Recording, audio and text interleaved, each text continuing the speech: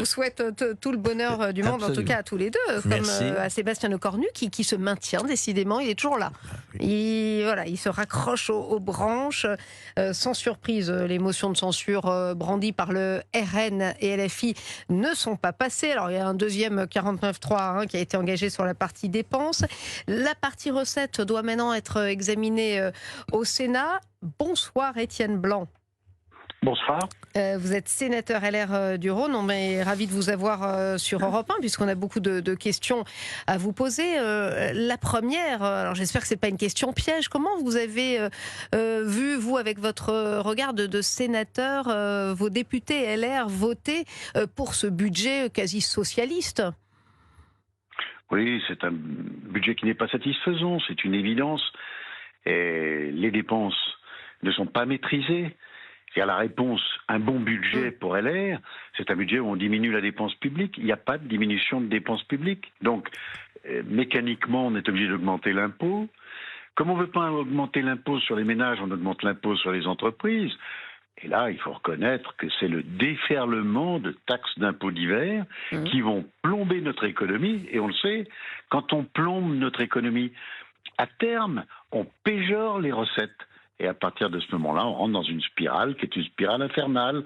Vous ajoutez à ça que cette année, la France va emprunter 310 milliards d'euros sur les marchés financiers.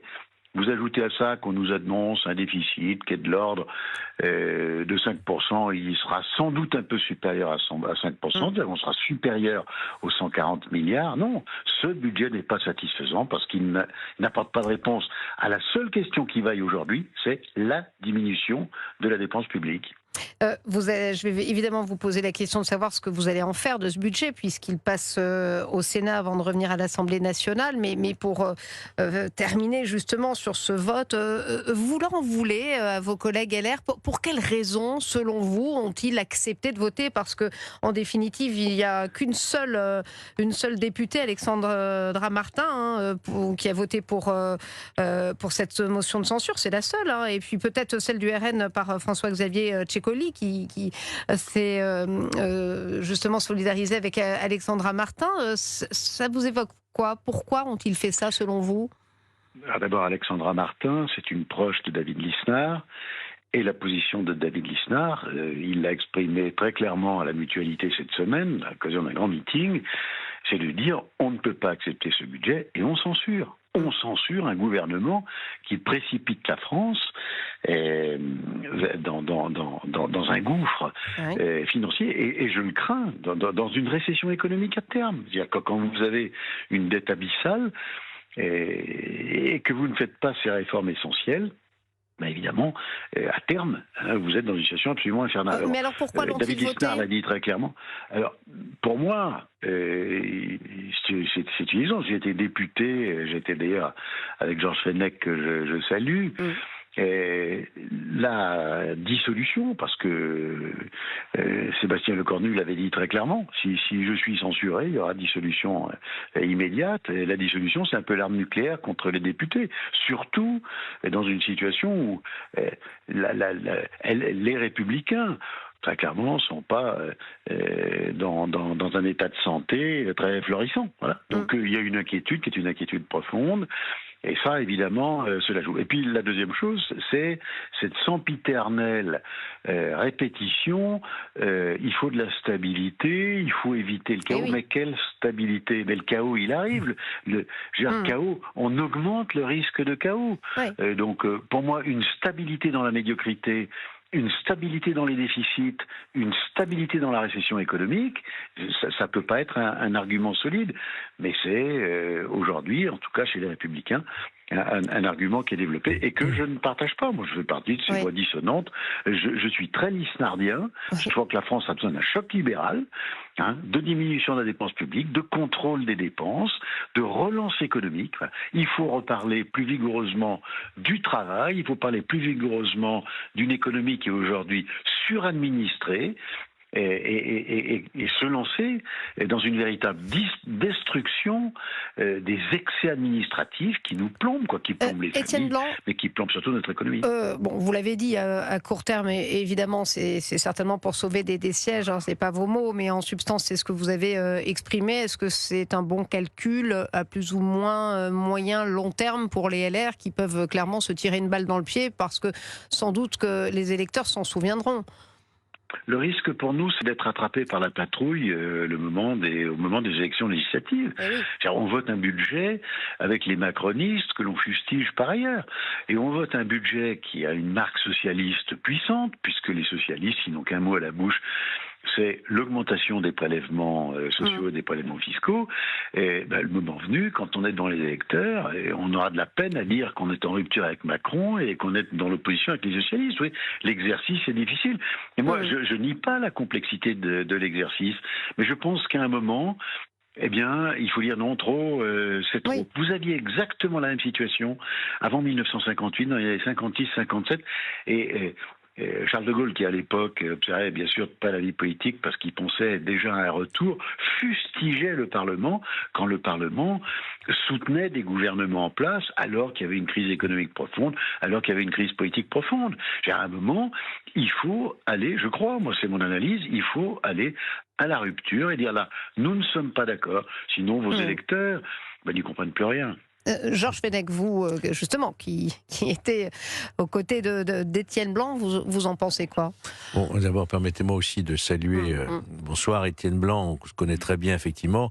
Et je rappelle, pour ceux qui peut-être ne le sauraient pas ou l'auraient oublié, que Étienne Blanc a été chargé des finances à la région Auvergne-Rhône-Alpes, aux côtés d'ailleurs de Laurent Wauquiez, comme premier vice-président, et qu'il avait assaini les finances de cette région, qui en avait bien besoin après une gestion socialiste. Donc il sait de quoi il parle. Non, je partage son avis à travers votre question également. La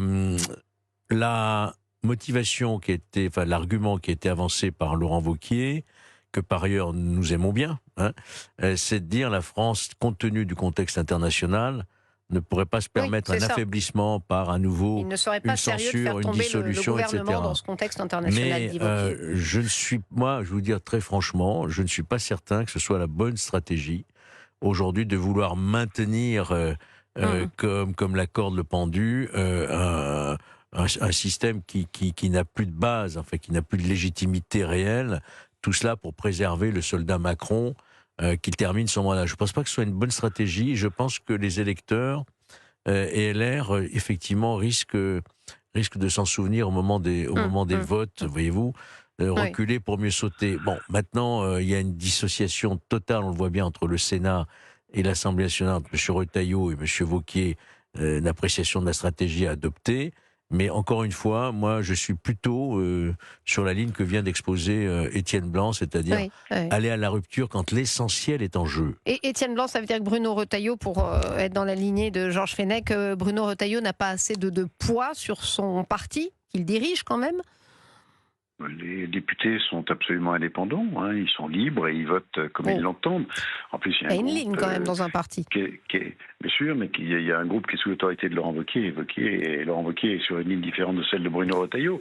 Non, ce qui est intéressant à suivre, c'est la démonstration qui est faite au Sénat que l'on peut mieux maîtriser la dépense publique. Et c'est ce que nous avons fait. Vous posez la question tout à l'heure. La position du Sénat, ça sera de présenter une mouture budgétaire bien plus raisonnable avec un déficit qui se tâche. Cette année, on sera à 140 milliards. 140 milliards de déficit. On sera encore le mauvais élève de l'Europe. On sera encore dans le collimateur des marchés financiers. Et nous avons là un risque majeur pour l'avenir de la nation. Alors qu'est-ce que vous allez amender, Étienne Blanc? Parce que bon, on sait qu'il y a eu la surtaxe sur les bénéfices des grandes entreprises, je crois que c'est 8 milliards. Vous aviez voté sa suppression pure et simple en décembre. Vous allez tenter de l'amender, cette partie-là, par exemple? Bien sûr. D'abord, les surtaxes, elles sont toujours présentées dans les exercices budgétaires comme provisoires. On dit, oui, la situation est grave, on va faire une surtaxe, mais rassurez-vous. On connaît la chanson. Moi, je ne connais pas de surtaxe et d'impôts exceptionnels qui n'ont pas été pérennes. Ils sont toujours reconduits, et donc il ne faut pas nous la faire, pour parler vulgairement. Voilà. Donc nous, notre travail, ce sera un travail sur la dépense. Le Sénat, comme vous le savez, a beaucoup travaillé, par exemple, sur les agences. le Sénat a beaucoup travaillé sur les politiques publiques qui doivent être évaluées. Ce sont des politiques publiques qui sont coûteuses, et ces politiques publiques, elles ne sont pas évaluées, et on a l'impression d'une machine qui continue à fonctionner avec tous ses excès, avec tous ses vices. Donc le Sénat travaille là-dessus, pour démontrer à la nation qu'il est possible, demain, avec une véritable volonté et bien sûr une majorité, et qu'il est possible d'avoir une autre politique budgétaire, d'avoir une autre politique financière, passe évidemment par la diminution de la dépense publique. Oui. Et c'est vrai pour les politiques sociales. Par exemple, c'est l'allocation unique. Par exemple, c'est une réforme très profonde des droits et des indemnités chômage. C'est parfaitement faisable. Oui. Le budget social aujourd'hui, c'est 680 milliards. Il sera en déficit lui aussi de 20 milliards. Et il est en déficit alors que le budget général, il contribue très largement. Ce qui est terrible, Étienne Blanc, c'est qu'on vous écoute et on a l'impression que c'est un jour sans fin, que ça fait 4 mois qu'on y est, les Français n'en peuvent plus. Le Sénat, l'Assemblée, voilà. D'ailleurs, Sébastien Lecornu dit quand le débat ne permet plus de conclure, quelqu'un doit assumer. Ce qui est important de préciser, mon cher Vincent Roy, c'est qu'à la fin, ce sont les Français et tous les Français, hein, oui. pas que les Français les plus riches, c'est tous les Français, puisque les grandes entreprises ont des sous-traitants, ont des petits auto-entrepreneurs qui travaillent pour eux, des salariés, et ça va peser forcément. Justement, parlons-en des Français. Bonsoir Étienne Blanc, je souscris à tout ce que vous avez dit. Comment est-ce qu'on va expliquer aux Français, par exemple, que quelqu'un qui gagne 3 000 € bruts de salaire, en France, il a 2370 € bruts, 2370 € net dans sa poche. En Italie, il a 2724 € net dans sa poche. Et en Espagne, il a 2806 € net dans sa poche. Ce sont les chiffres du MEDEF que je vous cite. Comment expliquer cela ? Comment est-ce qu'on va l'expliquer aux Français ? Étienne Blanc. Vous avez un système social, je rappelle, le budget social de la nation, c'est 680 milliards d'euros. Et ce système social, il est financé par le travail. C'est pour ça qu'il faut changer de paradigme, il faut changer de système. Mais pourquoi c'est aussi dur de changer de système, Étienne Blanc ? Vous avez l'air d'accord avec nous dans ce studio. Pourquoi est-ce aussi compliqué de le changer ? Vous voyez, on en est encore là. Après, quand même, la chute du gouvernement Barnier, Bayrou, on en est encore là. Georges l'a très bien dit tout à l'heure, c'est plus facile pour un sénateur qui n'est pas exposé au risque de dissolution. Je ne veux pas insister là-dessus, je comprends parfaitement nos collègues parlementaires. Moi, je crois qu'il y a plusieurs causes.